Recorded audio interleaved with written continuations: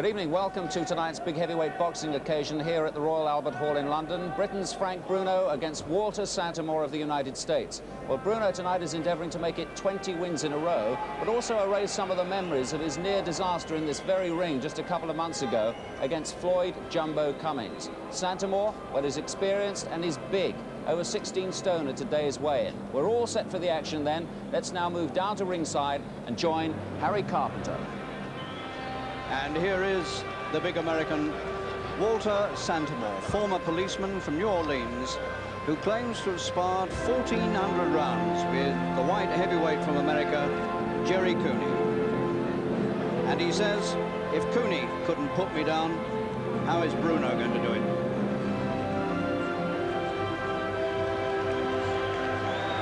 Walter Santemore, 32 years old, from New Orleans. Standing 6 feet 5 inches.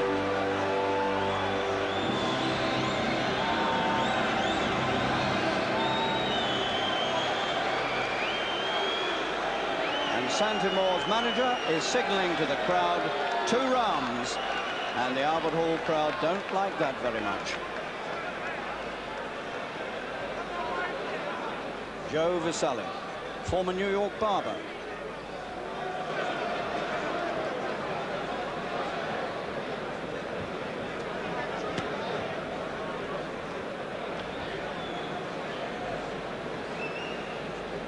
And now we wait for Frank Bruno, the Black Bomber.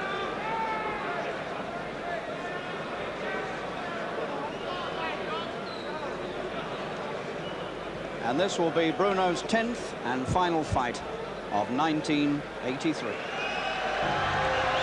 lights go up,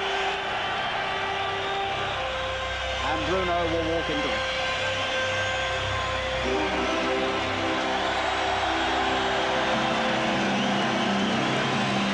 And the British public most certainly have taken this big man to their hearts, slapping him on the back as he makes his way to the Albert Hall ring.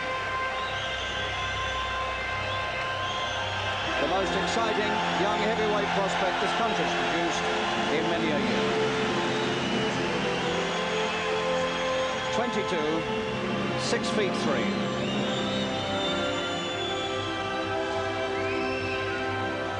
And his name glitters on the backs of the seconds.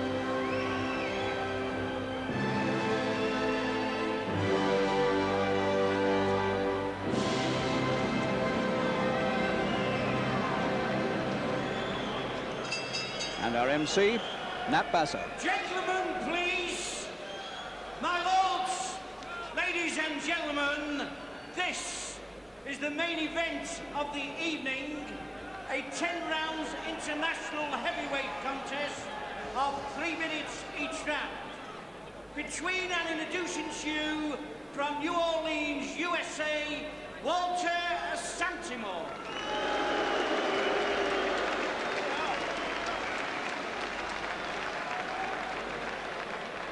And in this corner from Wandsworth, Frank Bruno.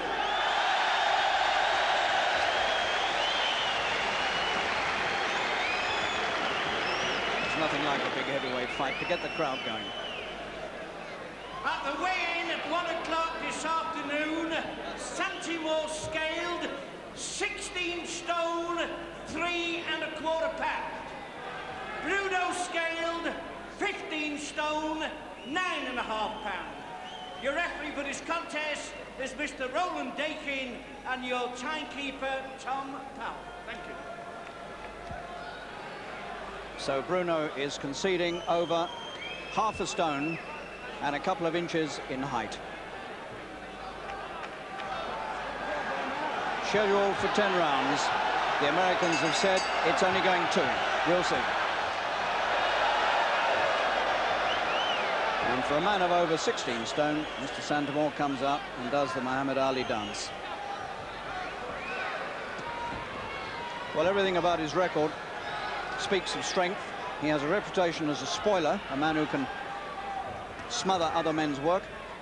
He's taken innumerable body shots in his job as a sparring partner to Jerry Cooney and to other men as well. He's best result was to beat the famous American heavyweight Ernie Shavers, but that happened when Shavers was well over the hill and 37 years old.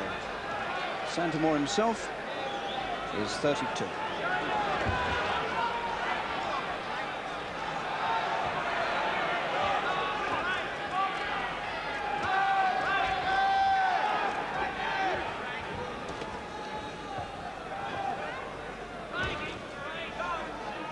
Former New Orleans cop, now a construction worker, and also a born-again Christian.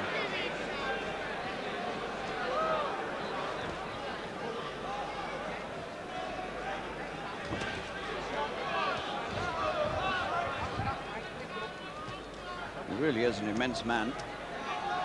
I think it's fair to say that there's quite a bit of weight around his midriff that could safely be lost.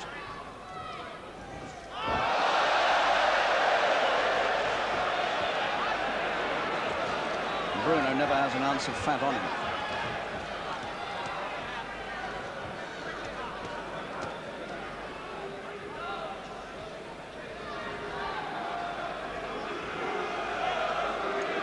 Bruno has just been ranked the number 10 heavyweight in the World Boxing Association's rankings. But those rankings are a bit peculiar because they don't even put Larry Holmes in the top 10.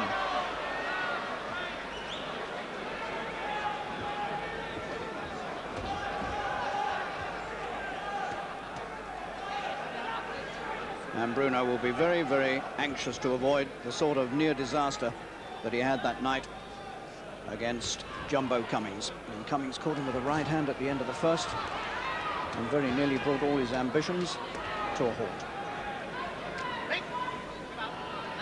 Roland Dakin refereeing, famous British referee.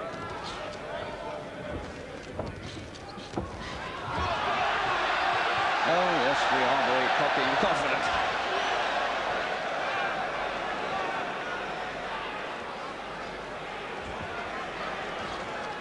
Well, it'll be interesting to see how Santemore reacts if Bruno does find him with a big one.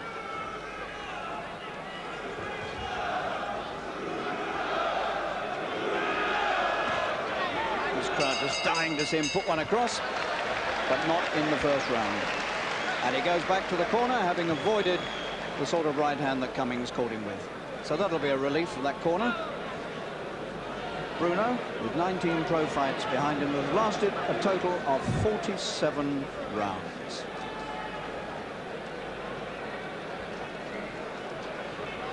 Santemore with a slight problem near the left eye.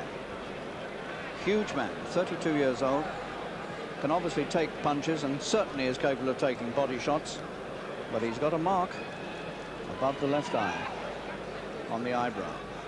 35 pro fights, 22 wins and 13 defeats. He's been stopped 7 times, 3 times on cuts, so he is a bit vulnerable around the eyes, and that's been shown already.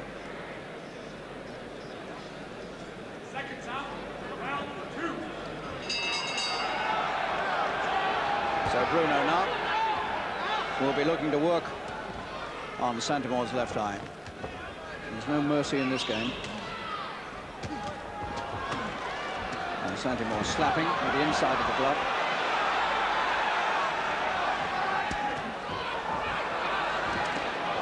Well, they're wild punches and they carry no weight.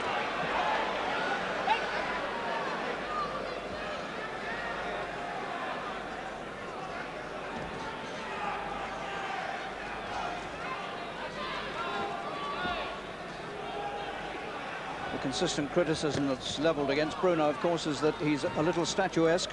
He doesn't move much from the waist down, and it was that immobility that enabled Cummings to catch him with that right hand in that fight a few weeks ago in this ring.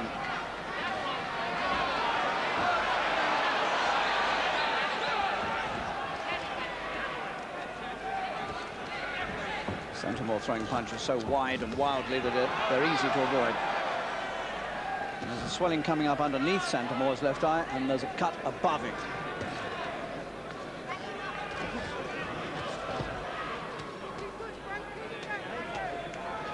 Round 2.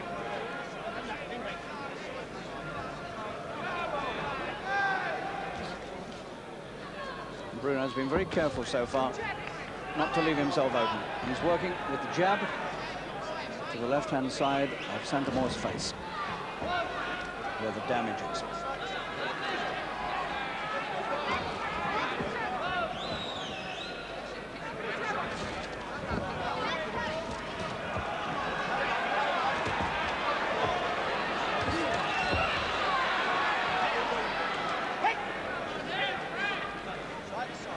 And that eye looks worse now. Santemore's left eye is bleeding badly. So the old trouble that stopped him 3 times before is very much in evidence here early on. He's bleeding quite badly. In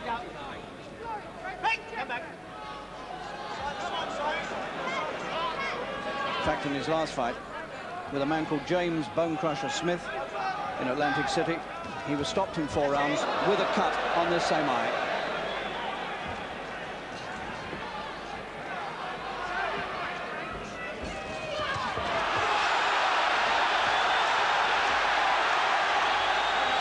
Santemore's blood is being sprayed all over the ringside.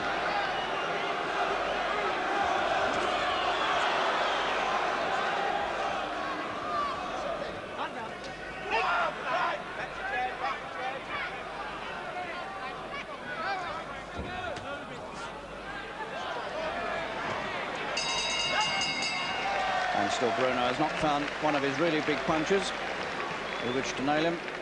But the trouble for Santemore now is the eye. Is he going to be able to get through with this eye? Benny Mancini working on it. So that's old trouble reopened. First man ever to beat Santemore was John Tate, who for a time held the WBA heavyweight championship. Well, the 2 rounds have gone, and the man with the glasses there, his manager Joe Vasselli, he held up his hand as much as to say 2 rounds is all it's going to last for my man. The 2 rounds have come and gone, and the only man in trouble is his man. Jerry Lawless and Frank Black with Bruno. The old firm.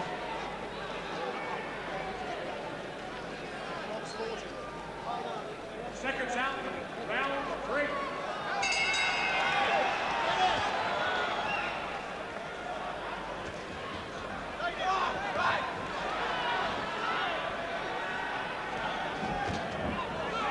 Santemore was looking to get a right uppercut in there as he came out of that clinch.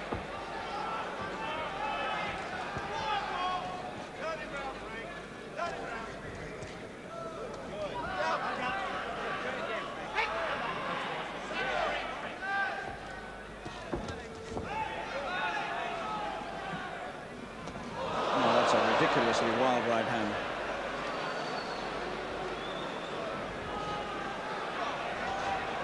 And Santemore got his right glove trapped over the top rope there and couldn't move.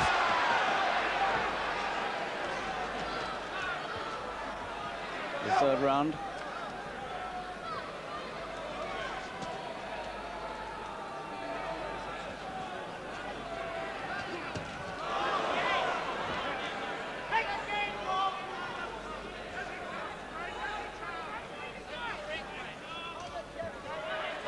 Again, flicking the left hand into the injury. The cut below the eye is bleeding now, as well as the one above it. And the right hand comes over from Bruno. Doesn't have too many opportunities to throw it.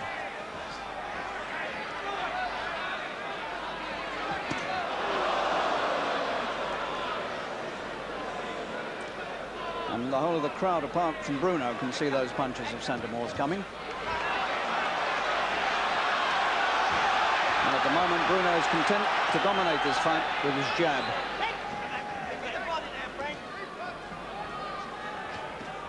And at the moment, that's all he needs to do.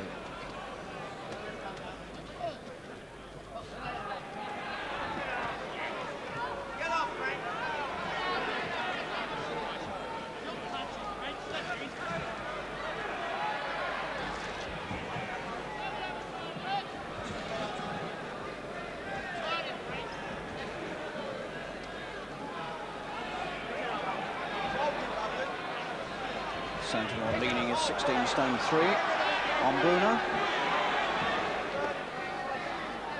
He's certainly come to spoil.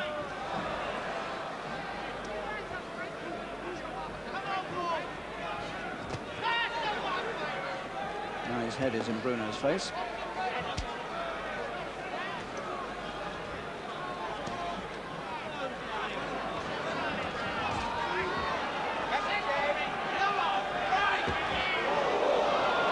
Went dangerously close to the low line from Santemore. Big left hand. And he's trying to rough Bruno up. Oh! Over he goes. Right on the bell to end the third. Santemore on the deck. Now, let's have another look at that. You can see how badly he's cut above and below the eye. Let's just have a look at the action again there. Right hand, over he went. That was the first time Big Frank has got the big right in. And the man was all over the shop, but he got up quickly, you'll notice, so he wasn't too badly hurt, but certainly taken with the right. And so the first major success goes to Bruno. Let's have one more look at that. That was a good right. And he did it from an awkward position, trapped on the ropes there. He came round sideways and then finally slung the right hand across and got rid of the man. Temporarily, anyway. Well, this is the sort of opponent that moves around American rings, taking fights anywhere he can get them, and it's the sort of experience that Bruno really needs. He's an awkward man. I'm not going to say he's terribly dangerous. He hasn't shown that yet. But he's liable to rough you up, and Bruno needs that sort of experience. Now, let's see if he can bring the right into play again and stop this huge man from New Orleans.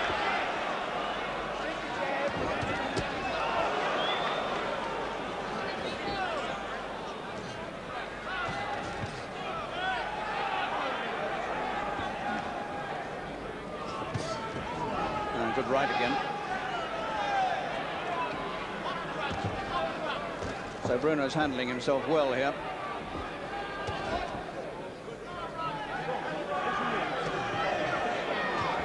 Oh, he's got him a right this time, and I don't think Santemore's going to make this. He's teetering on the edge of the ring, and he's never going to get up from that. The right got him. Well, he's made an effort, but he hasn't beaten the count. And Bruno has knocked him out in the fourth round, and that will do, thank you very much, to wind up 1983 for Frank Bruno. He really couldn't want a much better result than that. That was a clinically efficient job against an awkward man. He cut him, and then he knocked him out. What more can you do? And he's unmarked. Right again. The right hand of Bruno did the job. He had the man set up, chopped the right over, even if it was high on the head. But the man was confused, and he couldn't beat the count. And so Big Frank Bruno marks up 20 wins in 20 pro fights. Well worth having another look at this, because this is good stuff for British heavyweight boxing. That punch did catch him very high up, but he'd already been hurt at the end of the previous round. And one more right was enough to put paid to Walter Santemore. Well, they said it would last 2 rounds, the Americans. But they were half wrong. It lasted 4. Santemore, 32, knocked out in the 4th round by Frank Bruno of Wandsworth. What a good performance that is to end his professional year. 10 fights this year, 10 wins, Bruno, 20 in all. And the young man will go into 1984 looking for very big things indeed. Gentlemen, please. Ladies and gentlemen, on the count out in 50 seconds of the 4th round, Bruno is the winner.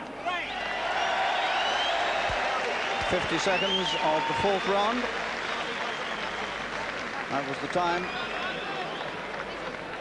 And that Bruno camp will be absolutely delighted with the way Bruno handled himself against an awkward opponent. Ladies and gentlemen, your appreciation for a very game loser too. Santemore came here with the reputation of a man who could absorb punching all night long. He'd sparred well over 1,000 rounds with Jerry Cooney, and he said, well, Cooney never hurt me. How can Bruno? Well, he was wrong. Bruno did hurt him twice, once at the end of the 3rd, and then 50 seconds into the 4th. He put paid to the man. And so Bruno leaves the ring, posing for the photographers. There is a young man with a very fine future indeed. And it's good for British boxing. Well, here we are now in the winner's dressing room, and Frank Bruno's alongside me. How do you feel that went tonight, Frank? Well, he was a very tricky and awkward customer, Des, you know. That's what I needed for the experience, you know, to hold me, and inside he was holding me, to stop me from uppercutting him, left hooking him, you know. Don't do it, so, sorry. Yeah. but it was a very good experience. Did he catch you with much, do you feel? He caught me with a few punches, but he was a bit more wild, you know, very wild, trying to catch me over the top, but I was trying to bob and weave. I was a little bit still rigid and a bit stiff, but with more fights, I'll get rid of that, Des. Let's talk about the punch that you actually put him down with now. Right. It happened in round 4, and we can just take a look at it now. Just give us a few words over this. I was trying to uppercut him and over the top. He was a tricky, as you can see, his arms all over the place, you know? And I caught him over the top with it. The round before that, I caught him at the end of the round and he got up. But he went down and he stayed down for a 9 count, Des.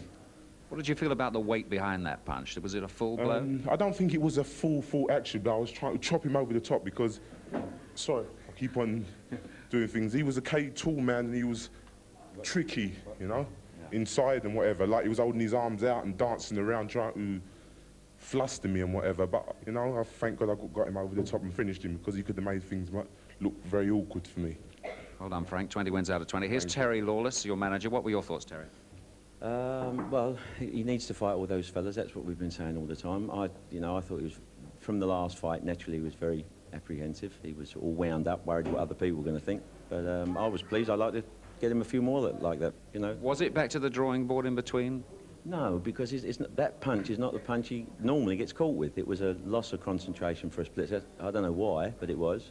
But that guy obviously tried plenty tonight and he didn't get anywhere with him.